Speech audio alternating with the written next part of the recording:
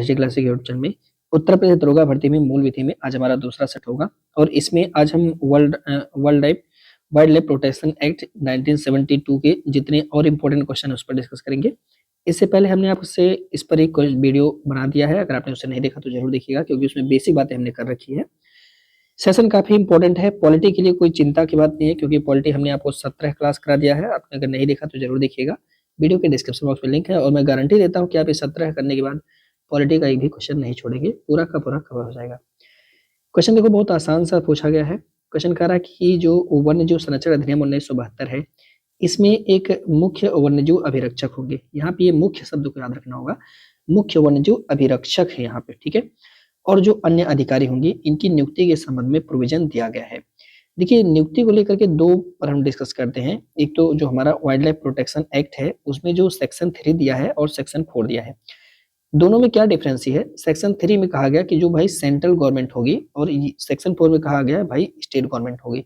बस यहाँ गवर्नमेंट को लेकर के डिस्कस करना है। यहाँ पे कहा गया सेंट्रल गवर्नमेंट और यहाँ पे कहा स्टेट गवर्नमेंट। यहाँ पे कहता है कि सेंट्रल गवर्नमेंट ना इस एक्ट के इम्प्लीमेंटेशन के लिए अपनी तरफ से क्या करेगा, एक निदेशक की नियुक्ति करेगा। ध्यान रखना, ये कहता है कि भाई यह एक निदेशक और अन्य अधिकारी अगर इनको जरूरत पड़ती है तो अदर अन्य अधिकारी की नियुक्ति कर सकते हैं। जबकि सेक्शन 4 कहता है कि भाई ये जो होंगे मतलब स्टेट गवर्नमेंट जो होगा वो इसके इम्प्लीमेंट के लिए अपनी तरफ से एक मुख्य वन्यजीव अभिरक्षक की नियुक्ति करने वाला है, ठीक है। मतलब दोनों लोग फंक्शन तो एक ही जैसा कर रहा है पर ये तो हेड हो जाएगा क्योंकि सेंट्रल गवर्नमेंट का है। और तो अभिरक्षक की बात हो रही है तो अभिरक्षक की बात हो रही है तो सेक्शन 4 लगा देंगे। और यहीं पर कहता है निदेशक की बात करता है तो हम सेक्शन 3 लगा देते हैं, ठीक है। इसको थोड़ा सा ध्यान रखेंगे। तो यहाँ पे ये बात तो क्लियर हो गया कि भाई देखो सेक्शन 3 के अंतर्गत दिया गया कि जो सेंट्रल गवर्नमेंट होगा ना वो एक निदेशक अपॉइंट करेगा या ऐसे ही अन्य अधिकारियों को अपॉइंट करेगा जो उसे लगेगा कि यार इनकी मुझे जरूरत है। जबकि सेक्शन 4 कहता है कि भाई सुनो ये स्टेट गवर्नमेंट जो होगी यानी जो राज्य की सरकार होगी वह एक मुख्य वन्यजीव अभिरक्षक को अपॉइंट करेगा या ऐसे ही अन्य अधिकारियों को अपॉइंट करेगा अगर उसको लगेगा कि हमें इसकी जरूरत है तो, ठीक है। अब यहाँ पे एक और सेक्शन है सेक्शन 5 धारा 5। ये धारा 5 जो वाइल्ड लाइफ प्रोटेक्शन एक्ट है उसका जो सेक्शन 5 है वो क्या कहता है, कहता है भाई सुन यार देख एक बात ऐसा है कि हम एक निदेशक अपॉइंट कर देंगे और इस निदेशक से कह देंगे कि भाई तुम सारा वाइल्ड लाइफ प्रोटेक्शन एक्ट का सब कुछ करो, तो ये निदेशक तो मर जाएगा, डेफिनेटली मर जाएगा। मतलब मैं आपको एग्जांपल बता रहा हूँ। तो क्या कर सकता है कि ये अपनी पावर को जितना भी इसके पास पावर है उन सारे पावर को ट्रांसफर कर सकता है। ट्रांसफर कर सकता है मतलब किसी अन्य अधिकारी को दे सकता है। क्या ये बहुत सारा आसान होगा? नहीं। तो जो यहाँ पे निदेशक होगा, ध्यान रखिए, जो निदेशक होगा जब वो अपनी पावर को प्रत्यायोजन करेगा, प्रत्यायोजन का मतलब कि अपनी शक्तियों को बांट देगा लोगों में कि भाई ये काम तुम करो, ये काम तुम करो। मतलब जैसे मान लीजिए कि मैं इनाम का व्यक्ति हूँ और मुझे निदेशक बनाया गया तो मैं क्या करूंगा, सारा काम तो खुद करूंगा नहीं, तो मैं अपनी पावर को प्रत्यायोजित कर सकता हूँ, मतलब लोगों में सेपरेट कर सकता हूँ, बांट सकता हूँ कि भाई ये काम तुम करो, ये काम तुम करो, है ना। लेकिन क्या मैं ये अपनी मर्जी से खुद से कर सकता हूँ? नहीं। अगर मैं निदेशक हूँ तो मुझे यहाँ पे सेंट्रल गवर्नमेंट से इसके लिए एक ज्ञप्तिवर हस्ताक्षर यानी उनसे परमिशन लेना पड़ेगा कि भाई मैं ऐसा ऐसा चीजें ऐसे ऐसे लोगों को बांटना चाहता हूँ। सेंट्रल गवर्नमेंट को लगेगा कि हाँ ठीक है ये काम दिया जा सकता है तो दिया जा सकता है। ऐसे ही जो हमारे मुख्य वन्यजीव अभिरक्षक होते हैं वो भी सेक्शन 5 का यूज करके अपनी पावर को प्रत्यायोजित कर सकते हैं यानी अन्य अधिकारियों को दे सकते हैं, सौंप सकते हैं। लेकिन इसके लिए क्या करना पड़ेगा, क्या इन्हें फिर से सेंट्रल गवर्नमेंट के इन्हें भी सेंट्रल गवर्नमेंट के पास जाना पड़ेगा? तो मेरे दोस्त नहीं, इन्हें स्टेट गवर्नमेंट के पास अगर बात इनकी आ जाएगी तो ये स्टेट गवर्नमेंट के पास जाएंगे, बोलेंगे भाई सुनो देखो ऐसी बात है, ये मुद्दे हैं जिन्हें हम देना चाहते हैं, लोगों को प्रत्यायोजित करना चाहते हैं, कर सकते हैं क्या? तो स्टेट गवर्नमेंट बोलेगा हाँ ठीक है कर लो, तो कर सकते हैं। तो मतलब स्टेट गवर्नमेंट से परमिशन लेंगे पर सेक्शन 5 का यूज करके करेंगे तो करेंगे, ठीक है। फिर आगे क्या हुआ कि देखो इन सबसे काम बना नहीं, इन लोगों ने क्या किया कि सेक्शन 5 का इम्प्लीमेंट किया, मतलब अस्तित्व में लेकर आया और इसमें एक नेशनल वाइल्ड लाइफ बोर्ड का गठन किया गया, ठीक है। राष्ट्रीय वन्यजीव बोर्ड का गठन किया गया, ठीक है। तो नेशनल है तो जाहिर सी बात है ये किसके पास पावर होगा, सेंट्रल गवर्नमेंट के पास पावर होगा इसका, ठीक है। तो 5 कैम इन्होंने एक पूरा बोर्ड बनाया और उस बोर्ड में जाहिर सी बात है मेंबर होंगे, बहुत सारे सदस्य होते हैं साथी, है ना। तो उसमें आप देखेंगे उस बोर्ड में कई सारे मेंबर हैं, ठीक है। अब बोर्ड तो बन गया, मेंबर भी बन गए, लेकिन आप मुझे बताओ कि क्या बोर्ड बार बार बैठ के, अगर मैं कहता हूँ कि ये जो बोर्ड होता है, ठीक है, पहले याद रखिएगा कि जो हमारे प्राइम मिनिस्टर होते हैं इसके अध्यक्ष होते हैं, ठीक है, चेयरपर्सन होते हैं, चेयरमैन होते हैं। अब भाई अध्यक्ष प्रधानमंत्री होते हैं तो बार बार प्रधानमंत्री तो आएंगे नहीं, जाहिर सी बात है प्रधानमंत्री ने क्या किया कि भाई देखो बोर्ड एक काम करो, अपनी एक अस्थायी कमेटी बनाओ, ठीक है, अपनी एक अस्थायी कमेटी बनाओ, जो कमेटी, जो बैठक, जो समिति बार-बार चीज़ों को देखेगी, उसकी कमियाँ ढूँढेगी, उसमें क्या-क्या हो रहा है इस एक्ट में, उस एक्ट को देखेगी, समझेगी, क्योंकि बार-बार तो पीएम आएँगे नहीं, है ना? तो इस कमिटी को थोड़ा-सा यहाँ पे ध्यान रखना होगा कि ये कमिटी जो है, उस बोर्ड के मेंबर के द्वारा कमिटी बनाई गई है और वो कमिटी ही सब कुछ करती है। फिर कहा गया कि यार देखो करेगी क्या? ये बोर्ड क्या करेगी? उसके बारे में हम क्या करेंगे 5 ग में डिस्कस करवा देंगे। लेकिन दोस्त इन सबको हमें डिस्कस नहीं करना है कि ये समिति बनी तो राष्ट्रीय वन्य जीव बोर्ड है, ये हमें पता है, इसके पीएम होंगे अध्यक्ष, ये भी हमने पहले की वीडियो में डिस्कस किया हुआ है। लेकिन अब इसके कई सारे काम होते हैं तो सारे फंक्शंस को हमें याद नहीं करना है। इस बात को ध्यान रखिए, सारे फंक्शंस को हमें याद नहीं रखना है, ठीक है? हाँ, अगर आप यूपीपीसीएस की मुख्य परीक्षा की तैयारी कर रहे हैं, तो मैं आपसे कहूँगा कि हाँ, राष्ट्रीय वन्य जीव बोर्ड के कार्य को आप पढ़ सकते हैं, उसे बुलेट पॉइंट पे नोट कर सकते हैं क्योंकि मेंस एग्जाम में कई बार ये पोस्ट क्वेश्चन आता है, वन्य जीव संरक्षण अधिनियम 1972 या फिर राष्ट्रीय वन्य जीव बोर्ड के कार्यों का वर्णन कीजिए, तो आपको वहाँ पे बताना होगा, ठीक है? पर यहाँ हमारे लिए बस इतना ज़रूरी है कि यार 5 क में दिया है प्रत्यायोजन कर 5 में प्रत्यायोजन, 5 क में राष्ट्रीय बोर्ड बनाएँगे, 5 ख में अस्थायी समिति बनाएँगे, 5 ग में इनके वर्क वगैरह दिए गए हैं, ठीक है? आगे कह रहा है कि जो मुख्य वन्यजीव अधिकारी होते हैं, तो भाई मेरे मेन मुख्य की बात आ गई तो आप मुझे बताओ कौन अपॉइंट करेगा? तो आप कहोगे सर ये मेन की बात आ रही है तो मतलब स्टेट गवर्नमेंट से है। ज़ाहिर-सी बात है मैंने पहले भी आपसे बताया, कौन-सा गवर्नमेंट हो जाएगा? तो आप कहोगे सर स्टेट गवर्नमेंट। चूँकि मेन की बात आ गई तो यानी यहाँ पे लागू हो जाएगा कौन-सा? सेक्शन नंबर 4, ठीक है? ये अधिकारी अपनी शक्तियाँ अधीनस्थ अधिकारी को प्रत्यायोजित कर सकती है किससे पूछ करके? हमसे कि आपसे कि किससे? तो आप कहोगे अरे सर ये तो बहुत आसान है, क्योंकि हमने भी पढ़ा था कि 5 का यूज़ अगर स्टेट गवर्नमेंट का अगर मुख्य वन्य जीव अधिकारी करेगा तो वो स्टेट गवर्नमेंट से पूछेगा, ठीक है? किससे पूछेगा? स्टेट गवर्नमेंट से पूछेगा और यहीं पर अगर हमारे अभिरक्षक करते हैं तो वो सेंट्रल गवर्नमेंट से पूछते हैं। सॉरी, जो हमारे सेंट्रल गवर्नमेंट वाले होते हैं मतलब सेक्शन 4(3) के तहत आते हैं साथी, वो सेंट्रल गवर्नमेंट से पूछते हैं। तो यहाँ पे राइट आंसर क्या हो जाएगा?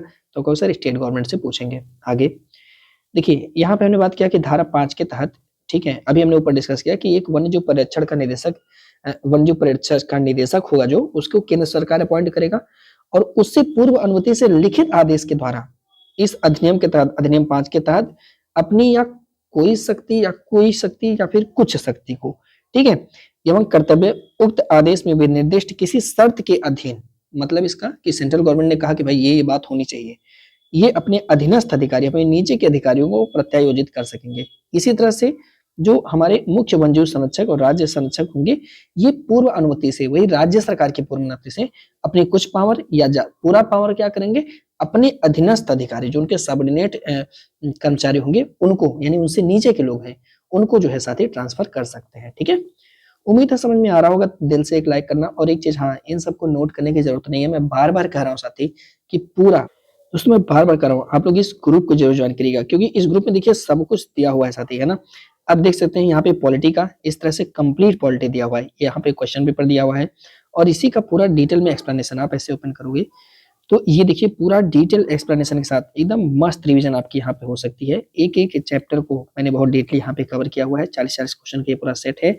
आप इस ग्रुप को ज़रूर जॉइन करिए, इस ग्रुप से आपका पूरा रिवीजन हो जाएगा और यही नहीं, आप देखेंगे कि आगे यहाँ पे हिंदी भी कम कम ये पूरा 17 सेट किया गया है पॉलिटी का। ये देखिए 17 सेट है, यहाँ पे 7 है, फिर नीचे जैसे-जैसे बढ़ते जाएँगे क्योंकि काफ़ी दिन से ग्रुप चल रहा है साथी, तो आप यहाँ पे अच्छा खासा फिर पॉलिटी का आपका यहाँ से कोई सवाल गलत रहेगा। देखिए यहाँ पे 17 सेट साथी पॉलिटी के हैं और इसमें हमने कंप्लीट पॉलिटी खत्म करा दी है, ठीक है? आप चाहें तो एकदम देख सकते हैं पूरा डिटेल में एक-एक पॉइंट पर हमने डिस्कस किया हुआ है। बस आपको करना नहीं है, इसका प्रिंट आउट लेना है और अच्छे से इसका एक-एक पॉइंट रट डालना है। इसी में आप पाएँगे साथी तो यहाँ पे हिंदी का भी देखिए, हिंदी के जो जो भी इम्पोर्टेंट है, जो लगता है कि यार बच जाएगा, जैसे आप पाओगे तो हिंदी में आपने कई बार देखा होगा कि जो सेशन होता है साथी कि ये क्विक रिवीजन है, हिंदी साहित्य का जो सेशन होता है वो काफ़ी डिफ़िकल्ट होता है। तो यहाँ पे आप देखोगे हिंदी साहित्य आप देखिए कितने अच्छे से कवर किया गया। एक-एक पॉइंट को हिंदी साहित्य को ऐसे पॉइंट वाइज़ मैंने दे दिया है ताकि बच्चों को आसानी से ये चीज़ें याद हो जाएँ। ऐसे ही इसी ग्रुप में साथी अब देखिए स्टार्ट हुआ है वन्यजीव संरक्षण अधिनियम जो पीडीएफ आपके साथ डिस्कस किया जा रहा है और ये नेक्स्ट टॉपिक हमारा मानवाधिकार संरक्षण अधिनियम का होगा जो यहाँ पे दिया जाएगा साथी। तो आप देख सकते हैं ये अभी डाउनलोड नहीं हुआ क्योंकि नेट यहाँ पे ऑफ है। तो ये सारी फाइल साथी आपको हमारे इस ग्रुप में मिल सकती है। तो अगर आप चाहें, इच्छुक हैं तो आप जॉइन कर सकते हैं बहुत ही मिनिमम चार्जेज़ के साथ। साथ ही आप इस नंबर पे व्हाट्सएप कर लीजिएगा 88817116 810 पे मैसेज कर लीजिए, बोल दिया सर हमको यूपीएसआई के ग्रुप में ऐड होना है। इसके साथ ही फीस यही है, फिक्स है, क्योंकि अभी 90 दिन तक फिर से आप सबके साथ काम करना है, क्योंकि 2 चीज़ हमारी बचे हुए हैं, एक तो हम मूल विधि कवर कराएँगे और एक तो हम आपका जीएस पोर्शन कवर कराएँगे। पॉलिटी हमारा हो चुका है, हिंदी हमारा हो चुका है और इस वाले ग्रुप में हम सिर्फ यही 80 क्वेश्चन की तैयारी आपको कराते हैं। मैथ, रीजनिंग इसमें नहीं होता, इसको ध्यान रखिएगा, ठीक है? तो आप इसके लिए जोड़ सकते हैं, आपकी इसकी प्रैक्टिस अच्छी खासी बन जाएगी, जो कि एग्जाम में हेल्पफुल होगी और यही चार्ज है, ये चार्ज बहुत कम है भाई, ठीक है? और अगर आपका इच्छुक है तो आप ज्वाइन कर सकते हैं। चलिए, हम बात कर रहे थे कि इसको नोट्स नहीं बनाना पड़ेगा, सब कुछ वहाँ पे दिया गया है। आपको अलग से लिखना नहीं, बस आपको पढ़ना है, रिवीजन करना है और टेस्ट देना है, ठीक है? क्वेश्चन कर रहा है साथी कि वन्य संरक्षण नियम 1972 की डाट के तहत राज्य वन्यजीव बोर्ड, तो धारा 4 में होगा तो आप कहोगे सर धारा 4 के अंदर तो राज्य सरकार कोई नियुक्ति करती है, तो ये तो होगा नहीं। धारा 5 में आप कहोगे सर प्रत्यायोजन करने की शक्ति, ये तो होगा नहीं। 5 ग में हम लोगों ने देखा था कि जो हमारा जो सेंट्रल बोर्ड बना था, ठीक है? यानी जो राष्ट्रीय वन्यजीव बोर्ड बना था, उसके कार्य दिए गए हैं, है ना? अरे भाई आपने यही तो देखा था, क में नियुक्ति, ख में समिति और ग में कार्य, तो ये तो होगा नहीं। बचा कौन सा विकल्प? आप कहोगे सर छठा विकल्प बचा, तो यही हो जाएगा हमारा डी राइट आंसर, ठीक है? आप कहोगे सर हाँ, ये तो बात मजे में आ गई कि डी में समझ में आ गया हम लोग का कि एक राज्य वन्यजीव बोर्ड होगा, ठीक है? राज्य वन्यजीव बोर्ड होगा तो मतलब इसमें राज्य सरकार के मेंबर बहुत ज्यादा रहने वाले हैं साथ ही, ठीक है? साथ में दिया कि राज्य वन्यजीव बोर्ड द्वारा पालन की जाने वाली प्रक्रिया, इसका मतलब कि जो राज्य वन्यजीव बोर्ड होगा साथी, वो 1 साल में कम से कम 2 बार अपनी बैठक करेगा। ध्यान रखेंगे, जो राज्य वन्यजीव बोर्ड होगा वो कम से कम 1 साल में 2 बार अपनी बैठक करेंगे, इसको थोड़ा-सा ध्यान रखेंगे। फिर वही चीज़ है, अगर 6 में राज्य वन्यजीव बोर्ड दे दिया गया, ऐसे रट लेंगे भैया 6 में राज्य वन्यजीव बोर्ड है और 7 में कहा गया कि वो लोग अपनी प्रक्रिया कैसे करेंगे, 8 में कहा गया कि बोर्ड का क्या काम होगा, ठीक है? इतना। बोर्ड का कर्तव्य 8 में दिया गया है। राज्य वन्यजीव बोर्ड अपनी प्रक्रिया कैसे फॉलो करेंगे, तो 1 साल में 2 बार बैठकें करेंगे, मीटिंग करेंगे, है ना? और 6 में दिया गया कि इनका अपॉइंटमेंट कैसे होगा। धारा 9 क्या कहता है? वाइल्ड लाइफ प्रोटेक्शन एक्ट का सेक्शन 9 क्या कहता है? भाई ये कहता है कि भाई सुनो देखो, तुम लोग ना जो जो हमारे प्राणी हैं, कौन से प्राणी? वन्य प्राणी, ठीक है? वन्य प्राणी, तो भाई जो वन्य प्राणी हैं, इन वन्य प्राणी का तुम आखेट नहीं कर सकते, यानी इसका तुम शिकार नहीं कर सकते। मेरे भाई आप सुनो, नो में दे दिया गया शिकार, नो मींस नो, तो याद को हमेशा याद रहे, नो मींस नो, ठीक है? नो मींस नो, ऐसे याद कर लीजिएगा। नो मतलब नहीं कर सकते, वन्य प्राणियों का आप शिकार नहीं कर सकते। आखेट का प्रतिषेध किया गया कहाँ पे? 9 में। 10 को निषेध कर दिया गया, उसको छोड़ दीजिए क्यों किया गया, बाद में बताएंगे, ठीक है? 10 को निषेध कर दिया गया, यानी सेक्शन 10 यहाँ पे एग्जिस्ट अब नहीं करता है। 11 में क्या कहा गया कि भाई देख ऐसी बात है ना, कुछ ऐसी स्थिति होती है जब तुम वन्य पशुओं का आखेट कर सकते हो, कुछ परिस्थितियों में कर सकते हो। जैसे मान लो कि कोई जानवर है, मान लीजिए हाथी है बेचारी और वो बहुत बीमार हो चुकी है और उससे अब ऐसा लग रहा है कि वो उसे अगर मारा नहीं गया ना तो अन्य जो पशु हैं उनको नुकसान पहुंचा सकता है, उनको इन्फेक्शन हो सकती है, बहुत सारे रीजन है।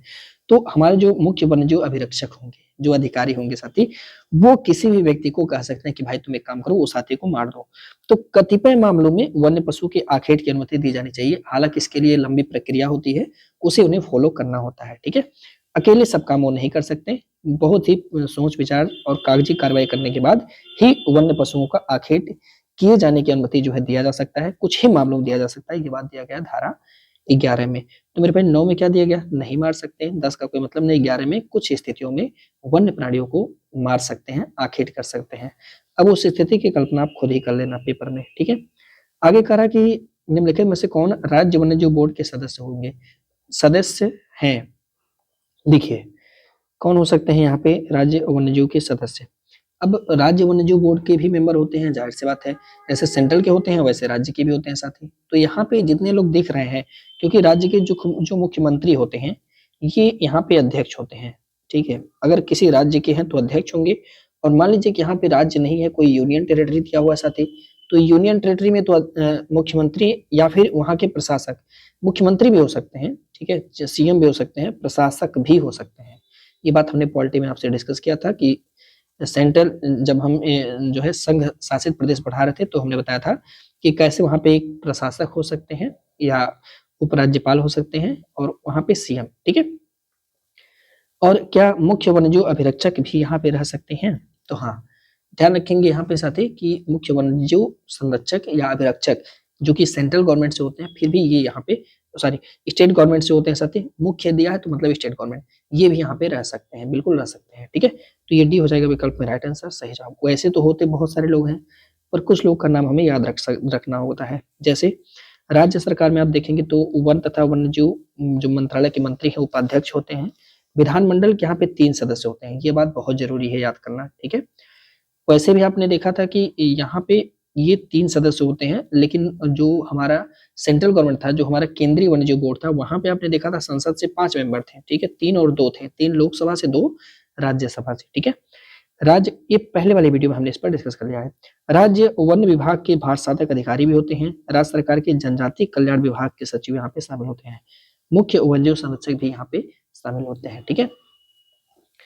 आगे हम बात करेंगे वन्यजीव संरक्षण अधिनियम 1972 की किस धारा के तहत विनिर्दिष्ट वनस्पतियों को खोदने उखाड़ने पर प्रतिबंध लगाया गया है। देखिए कुछ वनस्पतियां हैं जो सरकार के द्वारा विनिर्दिष्ट किया गया है, मतलब कि ये संपत्तियां हैं, ये वनस्पतियां हैं, कुछ वनस्पतियों के नाम सरकार ने विनिर्दिष्ट कर दिया, ठीक है। और ये विनिर्दिष्ट किया हुआ है कहाँ पे साथी, तो इसके लिए सरकार मान के चलिए कि कई आर्टिकल है, आर्टिकल 14, 15, 16, 17 इस सब में डिस्कस होता है, लेकिन मेनली आर्टिकल 17 में इसका पूरा का पूरा डिस्कस किया जाता है साथी, ठीक है। सुनिएगा क्या क्या प्रोविजन दिया गया है, तो ऐसी चीजों के लिए आर्टिकल 17 क 17 क क्या कहता है, तो बी हो जाएगा इस प्रश्न का सही जवाब। ध्यान देखो बेरेट क्या कहता है, बेरेट कहता है कि भाई सुन देख, जो अपना अध्याय 3 क है, ठीक है, इसमें हमने कुछ विनिर्दिष्ट पादपों के संरक्षण के बारे में प्रोविजन कर रखी है, ठीक है। और इसमें हमने क्या किया कि 17 क जो हमने बनाया है, थोड़ा सा ध्यान से देखेंगे, इसमें हमने कहा भाई देख हमने 17 क बनाया और हमने कहा है कि जो विनिर्दिष्ट पादप होंगे उसको तोड़ना, उसको उखाड़ना, इन सब का हम क्या करेंगे प्रतिषेध किए हुए हैं, मतलब तुम उसे उखाड़ नहीं सकते, तुम उसे तोड़ नहीं सकते, ठीक है, कुछ जो हमारे विनिर्दिष्ट पादप होंगे वो, ठीक है, ये कहता है।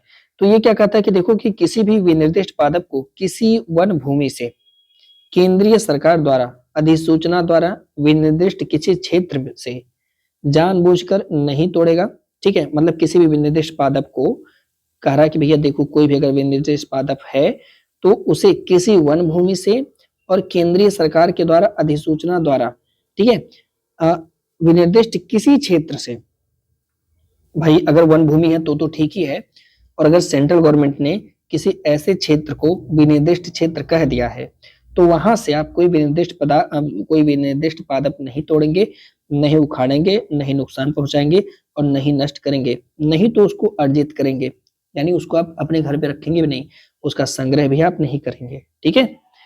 और क्या कहता है, क्या कहता है 17 का कि भाई किसी भी निर्दिष्ट पादप को चाहे वह जीवित हो या मृत हो या उसके भाग या व्युत्पन्नी को कब्जे में आप नहीं रखेंगे, विक्रय नहीं करेंगे, विक्रय के लिए प्रतिस्थापित नहीं करेंगे या दान के रूप में अथवा अन्यथा अंतरित नहीं करेंगे या उसका परिवहन भी नहीं करेंगे। जैसे मान लीजिए सरकार ने कहा कि भाई जो ड्रग होता है उसकी खेती सब लोग नहीं कर सकते हैं, ठीक है, मान लीजिए सरकार ने ऐसा कह दिया कि भाई ये विनिर्दिष्ट पादप है, आप इसकी खेती नहीं कर सकते हो, तो ऐसा सरकार कह देगा, ठीक है। अब इसी की खेती हमें करना है, मान लीजिए सरकार ने इसको विनिर्दिष्ट पादप कहा है, तो 17 का क्या कहता है कि भाई देखो अगर आप जा रहे हो या पूरा समूह चाहता है कहीं पर ड्रग की खेती गवर्नमेंट करवा रही है और पूरा समूह जाता है, लोगों का जुट्ठा जाता है, वो इसको उठा के तोड़ने लगता है, फाड़ने लगता है, तो भाई वो सजा के हकदारी बन जाएंगे, क्योंकि 17 क हमारे यहाँ विधि का शासन है। 17 क में कहा गया कि भाई सुन, अगर सरकार ने किसी विनिर्दिष्ट पादप को घोषित कर दिया है तो तुम उसे तोड़ नहीं सकते, उसे उखाड़ नहीं सकते, उसे मरोड़ नहीं सकते, उसका कुछ भी नहीं कर सकते। अगर करोगे तो इसके लिए सजा का प्रोविजन होगा, आगे चल के हम लोग आर्टिकल 51 के तहत पढ़ेंगे क्या क्या सजा आपको मिल सकती है। तो सरकार अगर किसी भी निर्दिष्ट पादप को सूचित किया तो आप ऐसा नहीं कर सकते हैं। क्या क्या कै में क्या कहा गया है कि आप पूछोगे सर कैसे हम जानेंगे कि कौन सा विनिर्दिष्ट पादप कहाँ पे है, तो इसीलिए तो सेक्शन 17 कै का एक पॉइंट बना है पहला, ये कहा है कि देखो किसी भी वन भूमि से या किसी ऐसे क्षेत्र से जिसे सेंट्रल गवर्नमेंट ने अधिसूचना के द्वारा विनिर्दिष्ट क्षेत्र घोषित कर दिया है, ठीक है, वहां के आप पादपों को नुकसान वगैरह नहीं पहुंचाओगे। हमने कहा तो ठीक है वो तो गिरा हुआ था तब, तो ये भी कहा गया कि भाई देखो अगर कोई विनिर्दिष्ट पादप है, जैसे ड्रग ही मान लीजिए एग्जाम्पल के लिए, चाहे वो जीवित हो या मृत हो, यानी पेड़ खड़ा है या उसको काट के रखा गया है या उसका कोई भाग ही हो या उसी से बना हुआ कोई व्युत्पन्नी हो, ठीक है, जैसे ड्रग से बना हुआ उसका पाउडर वगैरह मान लीजिए, तो उसे आप कब्जे में नहीं रखेंगे और ना ही उसे विक्रय करेंगे, और कहता है ना ही उसे प्रतिस्थापित नहीं करेंगे, मैंने एक जगह से दूसरा नहीं करेंगे, दान के रूप में किसी को नहीं दे सकते हैं, फिर अंतरित नहीं करेंगे, उसका परिवहन भी आप नहीं करेंगे, ये सारी चीजों को ध्यान में रखना होगा। लेकिन कहता है कि परंतु इस धारा की कोई बात है जनजाति के किसी सदस्य को, अच्छा ये मैं डायरेक्ट एग्जांपल दिया हूँ मेरे भाई, है ना, जनजाति के किसी सदस्य को अध्याय 4 के उपबंध के अधीन रहते हुए उस जिले में जिसमें वह निवास करता है विनिर्देश पात्र पर उसके भाग की उत्पत्ति को संभावित व्यक्तिगत प्रयोग के लिए तोड़ने, संग्रह करने, कब्जे में रखने के लिए निवारित नहीं करेगा। अगर मान लीजिए कि किसी वन क्षेत्र के किसी पादप को ऐसा कह दिया गया, तो कहते हैं कि भाई जो जनजातीय की किसी भी मेंबर के लिए ये नियम रूप से लागू नहीं होता है, क्योंकि जनजातियां तो पादप पर ही निर्भर रहती हैं। तो ये पॉइंट थोड़ा सा ध्यान रखना होगा, ठीक है। आगे 17 ख में क्या कहा गया कि भाई देखो, आप जो है किसी विनिर्दिष्ट पादप का यूज कर सकते हो, लेकिन किसी विशेष प्रयोजन के लिए आप ऐसा कर सकते हो, और इसके लिए आपको मुख्य वन्यजीव संरक्षक अधिकारी या आप दोनों लोग, राज्य सरकार, ये दो लोग को आप ध्यान रखना होगा इसमें, कि अगर मान लीजिए किसी भी ऐसे हमें विनिर्दिष्ट पादप का इस्तेमाल करना है, ठीक है, उसे करना है, तो हम एक विशेष प्रयोजन के लिए ऐसा कर सकते हैं। लेकिन इसके लिए हमें दो लोग से अपॉइंट लेने की जरूरत है, पहला मुख्य वन्यजीव संरक्षक अधिकारी और दूसरा राज्य सरकार की पूर्व अनुज्ञा से। भाई ये दोनों लोग, ऐसा नहीं है कि ये लोग नहीं, भाई इन दोनों लोग से जब आप पूछोगे कि भाई देखो मुझे किसी विनिर्दिष्ट पादप का किसी एजुकेशन पर्पज से लोगों को बताना है, किसी शिक्षा के लिए हम इस्तेमाल करना चाहते हैं, तो आपको आर्टिकल 17 ख में जाना पड़ेगा। आप कहोगे हमें किसी वैज्ञानिक अनुसंधान के लिए काम करना है, तो इन दोनों लोग से परमिट लेकर के आप उस विनिर्दिष्ट पादप का इस्तेमाल कर सकते हो। आप कहोगे किसी कोई वैज्ञानिक संस्था है जहाँ पे यहाँ पे जड़ी उद्यान है, ठीक है, जड़ी बूटी से रिलेटेड है साथ ही, वहां पे हमें इसका इस्तेमाल करना, तो आप इसको कर सकते हो, ठीक है। या एक पॉइंट चौथा, केंद्र सरकार ने किसी भी व्यक्ति को या किसी संस्था को उस पर्टिकुलर निर्दिष्ट पादप की यूज करने के लिए अनुमोदित कर दिया है कि वो व्यक्ति या वह संस्था उस काम को कर सकती है। तो भी इसके लिए हालांकि इन दोनों लोग को परमिशन तो इन दोनों लोग से लेना ही पड़ेगा, तो भी आप ये काम कर सकते हैं, ठीक है। ध्यान रखेंगे इस बात को, इंपॉर्टेंट है ये पॉइंट, ठीक है। आप सुनिए 17 में क्या दिया है, लगे हाथों में इसको भी खत्म कर देते हैं। कहता है कि भाई देखो, अब भारत के लोग बड़े होशियार, भारत के लोग जब चाहे जिसकी चाहे तिसकी खेती कर सकते हैं। 17 में कहा कि भाई देख, अगर तुम अनुज्ञप्ति नहीं लेते हो, यानी लाइसेंस नहीं लेते हो, तो बिना लाइसेंस के कोई भी विनिर्दिष्ट पादप है उसकी खेती तुम नहीं कर सकते, प्रतिषेध मतलब नहीं कर सकते हो। मेरे भाई गजब की बात है कि इसका हम खेती भी नहीं कर सकते। कहा था कि कोई भी व्यक्ति मुख्य वन्यजीव संरक्षक अधिकारी के द्वारा, पहला, या ध्यान रखिए, या राज्य सरकार के द्वारा, माने दोनों में से कौनो एक जने, ठीक है, इस निमित्त प्राधिकृत किसी अन्य अधिकारी के द्वारा, ये देखिए 3 लोग इस बार शामिल हो गए, ठीक है, तो इन तीनों में से किसी एक के द्वारा, ठीक है, अनुज्ञप्ति के अधीन उसके अनुसार के सिवा किसी भी निर्दिष्ट पादप की खेती नहीं करेंगे। इनमें से किसी एक व्यक्ति से भी अगर आपके पास लाइसेंस प्राप्त नहीं है, मतलब जैसे मान लीजिए कि अगर मुख्य वन्यजीव संरक्षक अधिकारी लाइसेंस देते हैं तो भी कर सकते हैं, राज्य सरकार दे तो भी, या उस काम के लिए निमित्त कोई अधिकारी है, मान लीजिए कोई ऐसा अधिकारी है जो लाइसेंस प्रदान कर सकता है, तो उसके लाइसेंस प्राप्त करने के बाद ही आप उसकी खेती कर सकते हैं। अगर आप नहीं करते हैं तो आप नहीं कर सकते हैं, लाइसेंस प्राप्त करेंगे तभी खेती कर पाएंगे, ठीक है। ये बात कहा गया साथी किसमें, 17 में कहा गया, ठीक है। और सुनिएगा और क्या कहा गया आगे।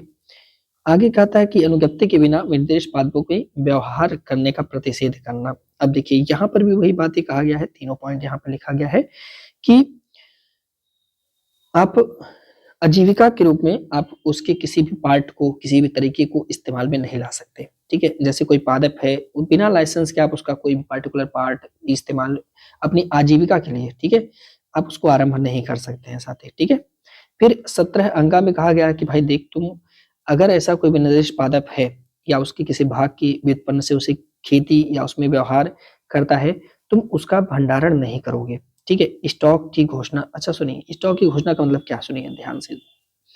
स्टॉक की घोषणा का मतलब ये हो गया साथी कि मान लीजिए कि जब ये अधिनियम लागू हो रहा है, वन्यजीव संरक्षण अधिनियम संशोधन 1991, ठीक है, बाद में जो अमेंडमेंट करके आया, तो 17 अंक कहता है कि यार देखो बात ऐसा है, अगर कोई विनिर्दिष्ट पादप का तुमने स्टॉक किया हुआ है, ठीक है, अगर इसको तुमने रखा हुआ है, तो भाई उसे 30 दिन के भीतर, ठीक है, तो मुख्य वन्यजीव संरक्षक अधिकारी या राज्य सरकार या निमित्त कोई प्राधिकारी है या कोई ऐसा सक्षम अधिकारी है, उसके भाग के या उसके बारे में तुम बताओगे कि साहब हमारे स्टॉक में, हमारे पास, हमारे दुकान में इतनी इतनी मात्रा में ये सामान रखी गई है। आप समझ रहे हैं? तो स्टॉक की घोषणा आपको करनी पड़ेगी 17 अंगा के तहत, ताकि साथ ही इसका जो पुराने स्टॉक में लोग अगर कोई ऐसी वनस्पतियां रखी है, नस्ली वनस्पतियां या कोई वनस्पतियां, तो उसके बारे में जानकारी मिल जाए। साथ ही ये चीजें, ठीक है, ये बात दी हुई है साथ ही 17 के अंगा में। अब सुनिएगा, फिर यहाँ पे दिया गया है अनुज्ञप्तिधारी द्वारा पादपों का कब्जा। जो अनुज्ञप्ति लाइसेंस प्राप्त कर लिए हैं, ठीक है, लाइसेंस यहाँ पे दिया हुआ है साथ ही 6 में कि लाइसेंस द्वारा वनस्पतियों का कब्जा आदि के संबंध में दिया गया है, ठीक है, कि कैसे आप इसको रख सकते हैं कब्जे में, ये सारी चीजें। 17(6) में दिया गया है कि आप कोई भी निर्दिष्ट पादप का क्रय कैसे कर सकते हैं। अगर आपने लाइसेंस ले लिया तो क्रय करेंगे, क्या करेंगे वो चीज, ठीक है। फिर 17(j) में आप देखोगे तो इसमें दिया गया है कि जो ये ऐसे पादप होंगे, ठीक है, प्रत्येक विनिर्दिष्ट पादप या उसका भाग या उसकी व्युत्पन्नी जो भी चीजें होंगी साथी, ठीक है, ये कह रहा कि राज्य सरकार की संपत्ति होगी। दिख रहे हैं? और सुनिए, पहली बात तो ये, साधारणतः कोई चीज अगर आप पा जाते हैं तो राज्य सरकार की बात हो जाएगी, लेकिन कहा गया है कि जहां ऐसा पादप या इसका कोई भाग या इससे बना हुआ कोई भी व्युत्पन्नी सरकार द्वारा घोषित किसी अभ्यारण्य या राष्ट्रीय उपवन में संग्रहित या अर्जित की गई है, वहां ऐसे पादप का उस भाग या व्युत्पन्नी केंद्र सरकार की संपत्ति होगी। अगर राज्य सरकार के द्वारा कोई अभ्यारण्य या राष्ट्रीय उपवन घोषित किया जाता है और वहां पे ऐसा कोई पादप मिलता है, तो वह चीजें हमारी सेंट्रल गवर्नमेंट की हो जाएंगी। बाकी अन्य पर आप देखेंगे, ठीक है, राज्य सरकार की संपत्ति वहां पे साथ ही बनेगा, ठीक है। तो ये चीजें थी, थोड़ा इंपॉर्टेंट है, उसे थोड़ा याद रखेंगे। आगे है संरक्षित क्षेत्र यानी रिजर्व एरिया, और इसमें दिया है सेंचुरी यानी अभ्यारण्य के बारे में। तो क्या सेशन यहाँ पे बनेगा, तो कौन सा आर्टिकल लगाएंगे हम यहाँ पे? उखाड़ नहीं सकते, तो भाई क के तहत हम लोग उसे उखाड़ नहीं सकते। ख के तहत हम लोग परमिट देते हैं, है कि ना, परमिशन देते हैं साथी, यानी परमिट देंगे किस काम के लिए, कैसे इस्तेमाल करना है। ग के तहत हमने क्या किया कि भाई लाइसेंस के बिना आप क्या करोगे, एग्रीकल्चर नहीं कर सकते, तो हमने क्या किया, एग्रीकल्चर पे लोग लगा दिया विदाउट लाइसेंस, है ना। तो ये हो जाएगा आपका बिल्कुल सही जवाब, ये हो जाएगा आपका सही जवाब, राइट आंसर। आगे ये सब पे मैंने डिस्कस कर लिया अभी आपसे। नेक्स्ट क्वेश्चन है, वन जीव संरक्षण नियम धारा 17 क के अधीन निर्दिष्ट किसी वन भूमि या क्षेत्र के किसी व्यक्ति वनस्पतियों को खोदने, उखाड़ने, परमिट पास करने के लिए कौन दे सकता है? तो आपको सर 2 लोग दे सकते हैं, कौन कौन? अब देखो पहले वाले ऑप्शन में लिखा है कि भैया राज्य सरकार की अनुमति से मुख्य वन जीव अधिकारी, तो पहला तो सही हो जाएगा, है कि नहीं है, क्योंकि अलग से इनकी कोई चर्चा हमें करनी नहीं है, क्योंकि आप जानते हैं भैया हमने आपसे डिस्कस किया 17 के तहत 2 लोग का इस्तेमाल करेंगे, एक तो हमारा मुख्य वन जीव अधिकारी और दूसरा हमारा स्टेट गवर्नमेंट, है ना, इन्हीं दोनों का रोल प्ले था। सही जवाब हो जाएगा। क्यों किया जा सकता है वो मैंने आपसे डिस्कस किया, शिक्षा, वैज्ञानिक अनुसंधान, ये सब हमने आपसे डिस्कस कर लिया, तो इसे एक बार आप लोग देख लीजिए। आगे, वन जीव संरक्षण अधिनियम 1972 के द्वारा कोई व्यक्ति विनिर्दिष्ट कृषि नहीं करेगा, किसे पूछ करके? मुख्य वन्यजीव अभिरक्षक की अनुज्ञप्ति के बिना, केंद्र राज्य सरकार द्वारा निमित्त प्राधिकृत किसी अन्य अधिकारी के बिना, केंद्र सरकार की अनुज्ञप्ति के बिना। तो भाई कृषि में हमने अभी आपसे बताया है कि खेती नहीं कर सकता है, ठीक है, लाइसेंस के बिना कृषि नहीं करेगा। हम लोगों ने डिस्कस किया था 17 का ग, ठीक है, और हमने 17 के ग में आपसे बताया कि भाई इसके लिए 2 ही लोग की परमिशन की जरूरत पड़ती है, एक तो हमारे मुख्य वन्यजीव अभिरक्षक, इनसे हमें अनुज्ञप्ति लेना पड़ेगा, लाइसेंस लेना पड़ेगा, या हमारे स्टेट गवर्नमेंट, ठीक है, या इनके द्वारा निमित्त कोई भी प्राधिकारी, ठीक है, तो यही 2 लोग, सेंट्रल गवर्नमेंट का यहाँ कोई रोल नहीं होता। तो इस प्रकार से सही जवाब अपना कौन सा? पहला हो जाएगा, राइट आंसर यानी सही जवाब, ठीक है। हमने इस पर भी डिस्कस किया, 17 ग पर डिस्कस किया, ठीक है। आगे, वन्यजीव संरक्षण अधिनियम 1972 के तहत डॉट वन्यजीव अभ्यारण्य में आयुध के साथ आप प्रवेश नहीं कर सकते हैं। ये बात बहुत इंपॉर्टेंट है। आप अगर चाहें कि आयुध लेकर जाना चाहें तो आप आयुध लेकर नहीं जा सकते, माने अस्त्र शस्त्र लेकर के आप नहीं जा सकते। और ये बात कहाँ पे मेंशन किया गया? ये बात मेंशन किया गया है 31 में। तो इस प्रकार सही जवाब हो जाएगा आपका डी, राइट आंसर, ठीक है। देखिए अब जरा सा समझते हैं हम लोग यहाँ पे सेक्शन 18 को। धारा 18 में कहा गया कि भाई देखो, राज्य सरकार, कौन सी सरकार? राज्य सरकार का मन कर रहा था, मोदी योगी जी ने कहा कि भाई सुनो, हम ये कोई एरिया है, इसको हम अभ्यारण्य बनाना चाहते हैं, ठीक है, इन्होंने घोषणा कर दिया। जैसे ही इन्होंने घोषणा यहाँ पे किया कि भाई हम इसको अभ्यारण्य बनाना चाहते हैं, तो धारा 18 में दिया गया कि भाई सरकार ने घोषणा कर दिया है, ठीक है। क्यों किया है? क्योंकि उन्हें लग रहा है कि यार यहाँ पे वन्यजीव पर्यावरण का संरक्षण, संवर्धन, विकास के लिए जरूरी है कि इसे हम अभ्यारण्य घोषित कर दें। तो इन्होंने ऐलान कर दिया कि भाई हम इस पर्टिकुलर एरिया को अभ्यारण्य बनाएंगे। जैसे ही धारा 18 इन्होंने किया, तुरंत 18 क लग गया। 18 क के तहत अभ्यारण्य की सुरक्षा की बात आ गई और इन्होंने जैसे ही घोषणा किया, तुरंत ही धारा 27 और धारा 33 क तुरंत लग जाता है। अभी क्या है धारा 27? धारा 27 ये लगेगा कि यहाँ पे प्रवेश पर प्रबंधन लगा दिया जाएगा। पहली बात कि अब आप इसके अंदर प्रवेश नहीं करेंगे, प्रवेश पर मतलब प्रतिबंध लगा दिया जाता है। सेक्शन 27 के तहत वन्यजीव अभ्यारण्य में प्रवेश के लिए प्रतिबंधन तुरंत लगा दिया जाएगा कि अब आप इस एरिया में प्रतिबंधित कर दिया जाता है आपको, ठीक है। मतलब कोई भी व्यक्ति अब उस एरिया में वो काम नहीं कर सकता। जैसे मान लीजिए कि ये पहले नहीं था घोषणा से पहले, तो लोग यहाँ पे शिकार वगैरह कर सकते थे, ठीक है, अंदर घूम के जा सकते थे, चिड़िया मार सकते थे, बगुली बगुला मार सकते थे, है ना। लेकिन अभी जैसे ही घोषणा किया गया तो पहली चीज यहाँ पे आर्टिकल 20 सॉरी सेक्शन 27 प्रभावी हो जाएगा तुरंत कि अब आप यहाँ पे प्रवेश नहीं करेंगे। दूसरी चीज तुरंत सेक्शन यहाँ पे सारी सेक्शन 33A यहाँ पे तुरंत इम्प्लीमेंट हो जाएगा। 33A में कहा गया कि इसके जो वन्य जीव अभ्यारण्य जो मैंने घोषित किया, इसके जो आसपास के जो पशु है ना, जो भी पशु जंतु जीव जंतु है, उन पे क्या करो कि उनका एक बार चेकिंग वगैरह करो कि उनकी बॉडी में कोई ऐसा बैक्टीरियल प्रॉब्लम तो नहीं है, मतलब कि ऐसा ना हो कि कोई रोग वोग तो नहीं है जिससे पूरा का पूरा अभ्यारण्य दूषित होने लगे। तो देखिए कितना लाभ होता है ना। तो वो चीजें तुरंत इम्प्लीमेंट हो जाती हैं, ठीक है। तो 18 क में अभ्यारण्य की सुरक्षा की बात की गई है। और क्या कहा गया है कि भाई देखो, यहीं पर ये प्रॉब्लम यहाँ पे इन्होंने रिजॉल्व किया। जब हमने ऐसा घोषणा कर दिया तो अब भाई यहाँ के जो लोग थे जो यहाँ पे अपनी गैया चराने जाते थे, वो लोग क्या करेंगे। तो कहा गया कि 18 के 2 में कि भाई देखो, जब तक इसका पूरा मामला हम सल्टाने लेते हैं, तब तक आप लोग को जो यहाँ पे ईंधन है या चारा है या जो अन्य वन उत्पाद है, इनको उपलब्ध करने के लिए जो गवर्नमेंट होगी वह वैकल्पिक व्यवस्था करेगी।